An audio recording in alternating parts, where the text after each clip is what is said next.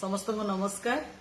आपण माने जानिचंती जे corona virus China रु आरंभ होइकिरी एबे समग्र विश्वर विभिन्न देश रे तार प्रभाव विस्तार कलानी। एई संबंध रे मु समस्त को कहबाकू चाहूची जे आपण माने आदौ भी आतंकित न होई धैर्यर सह ए संकटर मुकाबला हम समस्त को करिवार अछि।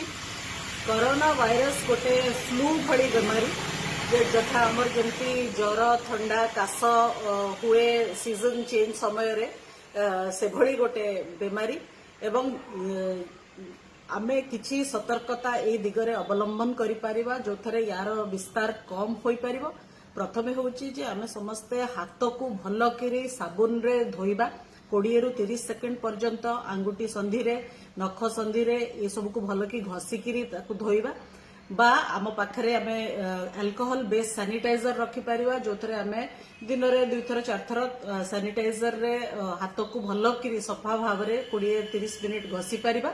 एथरे कोरोना वायरस रो सबुठु ऊपर जो परलटा रहिचे ता खोलटा गोटे चर्बी बा तैलीय जातीय जिनस रे तयारी फैटी एसिड रे तयारी तेणुकरी साबुन रो प्रभाव रे आसिले बा अल्कोहल रो प्रभाव रे आसिले से नष्ट होई जाए।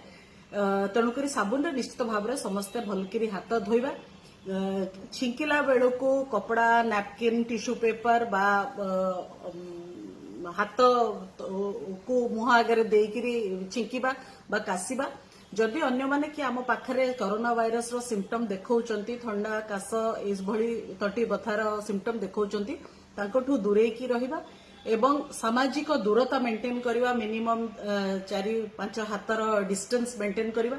आउ सबुठु बड़ कथा है अनावश्यक कौनसी भिड़ जगह को जीवा नहीं जथा मॉल सिनेमा हॉल ये सब तो बहुत जगह बंद हो गलानी।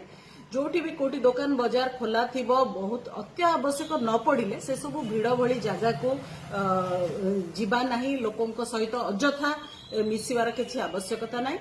आमे आम घरे रही परिबा बाहर को मध्य जाई परिबा खोला जगह को जाई परिबा खोला पड़िया रे चली परिबा बुली परिबा जेमती हम नॉर्मल काम करछे सब करि परिबा। किंतु जेहेतु एटा गोटे पैंडेमिक रो रूप धारण करछि समग्र विश्वर विभिन्न देश रे तार प्रभाव देखिबा को मिलुछि। तेणुकरी जेते भिड़ जगह जेते आमे दायित्ववान नागरिक हिसाब रे यार स्प्रेड को रोकी परिबा सेते भल। आउ अଯଥା व्हाट्सएप मेसेज करी बा अन्य को मेसेज द्वारा आतंक सृष्टि करवा ना। गवर्नमेंट रो एडवाइजरी बा हेल्थ डिपार्टमेंट रो एडवाइजरी जहाँ निर्देशावली रहिबो ताकू नजर रखुथिबा एवं ताकू पालन करबा पई की चेष्टा करबा। अଯଥା व्हाट्सएप मेसेज गोटे आम पाखक आसिला ताकू 5 जन को पाखक फॉरवर्ड करी अन्य मानक आतंकित करबा पई की चेष्टा करबा नै। सेटा दायित्वहीनता सहित बेआईन मध्य ए समय रे आमे सरकार बहुत पदक्षेप नौचंती कोरोना वायरस को रोकिबा पई की सरकार को सहित मध्य सहयोग करबा। आउ साधारण जनता भी अत्यंत आतंकित होबार किछि नाही कारण कोरोना वायरस सेई माननकु बेसी आक्रमण करे जो माननकर इम्यूनिटी कम थाए जो माननकर देहर रोग को काटिबार शक्ति कम थाए। तेणुकरी बहुत अति वृद्ध लोक जदि हेथिबे ताहले तांकर हब नॉर्मल सुस्थ सबल हेल्दी एडल्ट हेल्दी मनीषर हबार सेमती संभावना नाही बा विभिन्न जगह देखा जाऊ नाही नॉर्मल लोकों को हबार हेल्दी लोकों को हबार। आ जो मन इम्यूनिटी कम थी विभिन्न लंबा समय तक रोग होइथिबा हेतु डायबिटीज हाइपरटेंशन बा किछि लॉन्ग टर्म डिजीज थी जहाँ फल कि बॉडी वीक हो जाइथिबो शरीर दुर्बल हो जाइथिबो से माननकु मध्य ताको प्रति मध्य जत्नवान रहिबा सतर्क रहिबा। जदि घरे किए कोरोना वायरस बा फ्लू रो सिम्पटम देखौछि ताले डाक्तरखाना जिबाको कौनसी कुंठा बोध करिबा नाही। टेस्टिंग करवाटा हूँ सब बड़ कथा जेहेतु कोरोना वायरस रो वैक्सीन एबे जाके मिली नाही तैयारी होई नाही।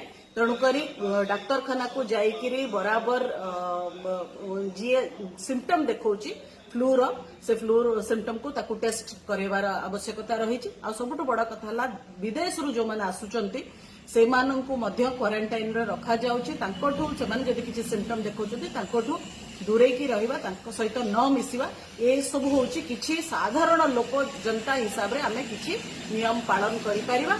ମୁଁ ସମସ୍ତଙ୍କୁ ଆଗ୍ରହ କରିବି ଯେ ସତର୍କତା ଅବଲମ୍ବନ କରନ୍ତୁ। ମହାପ୍ରଭୁ ଜଗନ୍ନାଥଙ୍କ ଆଶୀର୍ବାଦରେ ଆମେ ସମସ୍ତେ ସୁସ୍ଥ ରହିବା। ବହୁତ ବହୁତ ଧନ୍ୟବାଦ।